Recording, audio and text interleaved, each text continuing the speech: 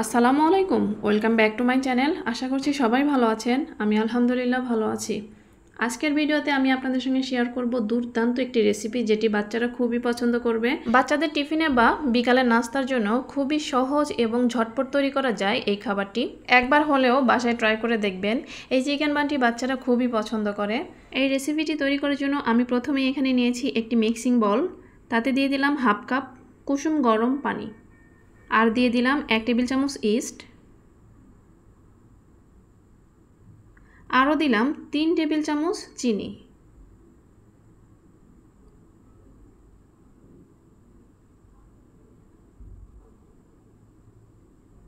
এখন দিয়ে দিলাম 1 কাপ পরিমাণ দুধ। এখানে কুসুম গরম জাল করা দুধ দিয়ে দিলাম। এরপরে 15 মিনিটের জন্য আমি ঢেকে রেখেছিলাম। 15 মিনিটের মধ্যে কিন্তু ইস্টগুলো অ্যাক্টিভ হয়ে গেছে। একটি স্প্যাচুলার দিয়ে একটু নেড়েচেড়ে এর মধ্যে দিয়ে দিলাম 3 কাপ পরিমাণ আটা। আপনারা চাইলে ময়দাও ব্যবহার করতে পারেন। আমার ঘরে আটা ছিল, আমি আজকে আটা দিয়েই তৈরি করব। এখন দিয়ে দিলাম 2 টেবিল চামচ সয়াবিন তেল, দিয়ে দিলাম পরিমাণ মতো লবণ। সব কিছু দেওয়া হয়ে গেলে একটি ডো তৈরি করে নেব।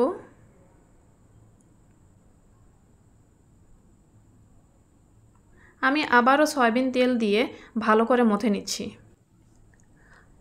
মথে নেওয়া শেষের দিকে আমি আবারও 1 টেবিল চামচ তেল দিয়ে আবারও ভালো করে মথে নিচ্ছি। এখন ঢাকনা দিয়ে ঢেকে রাখবো 2 ঘন্টার জন্য।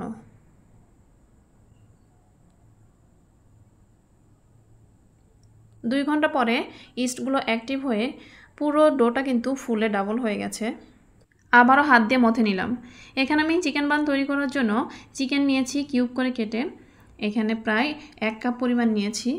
এখন এই কিউব করা চিকেনগুলো থেতো করে নেব।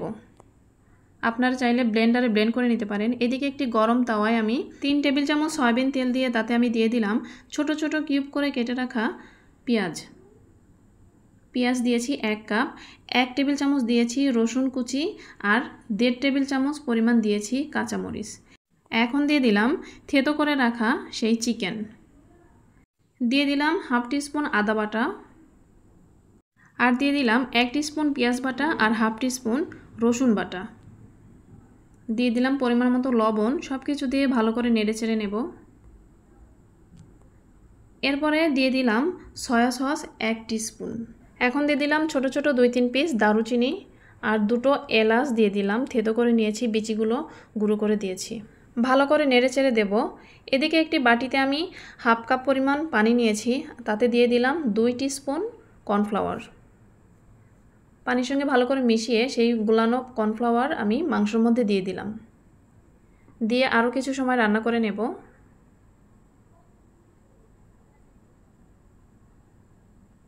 কর্নফ্লাওয়ার দেওয়ার পরে প্রায় 1 মিনিটের মতো আমি রান্না করে নিয়েছি।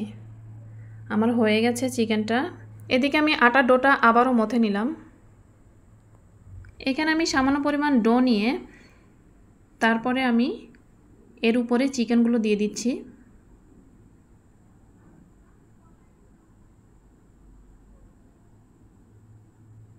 এখন দিয়ে দিলাম মজারেলা চিজ।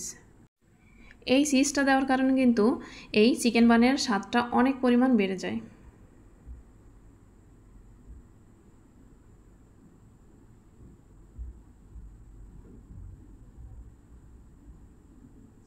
আমি একইভাবে সবগুলো চিকেন বান তৈরি করে নেব।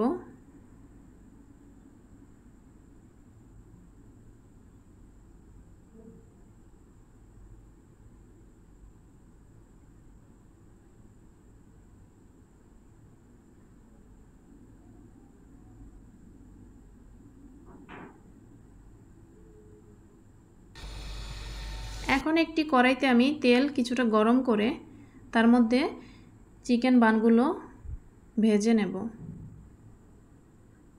এই সময় চুলার আঁচ কিন্তু লোতে থাকবে। লো হিটে কিন্তু ভেজে নিতে হবে, তাছাড়া ভিতরে কাঁচা থাকবে এবং উপরে লালচে হয়ে আসবে। চিকেন বানগুলো আমার তৈরি করা হয়ে গেছে। একটা আপনাদেরকে ভেঙে দেখাচ্ছি। বাহিরটা অনেকটাই ক্রিসপি এবং ভিতরটা একদম সফট। আপনারাও বাসায় তৈরি করতে পারেন আপনার পরিবারের লোকের জন্য, আপনাদের বাচ্চাদের টিফিনের জন্য। যাই হোক, অনেক কথাই বললাম। আমার ভিডিওটি যদি আপনাদের ভালো লেগে থাকে অবশ্যই লাইক, কমেন্ট, শেয়ার করবেন। আর যারা আমার চ্যানেলটি সাবস্ক্রাইব করেননি তারা আমার চ্যানেলটি সাবস্ক্রাইব করে পাশে থাকা বেল আইকন প্রেস করে দেবেন, যেন নিত্য নতুন কোনো ভিডিও আপলোড করলে আপনার কাছে নোটিফিকেশন পৌঁছে যায়। সবাই ভালো থাকবেন। আল্লাহ হাফেজ।